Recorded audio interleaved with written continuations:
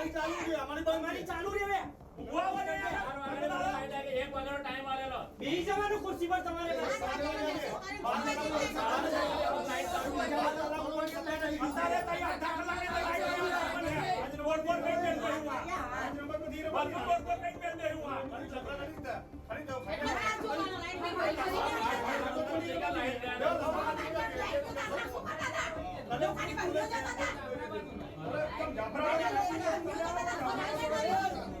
અમારી રજૂઆત એ છે કે વર્ષોથી અમારો એક જ પ્રશ્ન છે કે થોડીક વાર થાય વરસાદ પણ પડે તો લાઇટ બંધ થઈ જાય છે.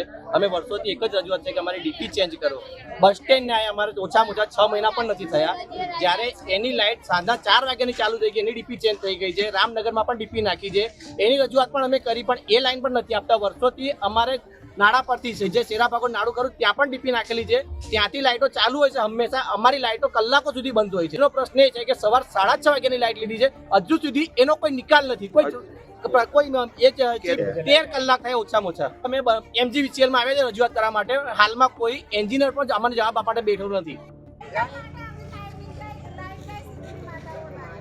એટલે પણ ડીપી નો પ્રશ્ન વર્ષોથી સોલ્વ નહીં થાય. વર્ષોથી ડીપી નો પ્રશ્ન સોલ્વ નહીં થાય.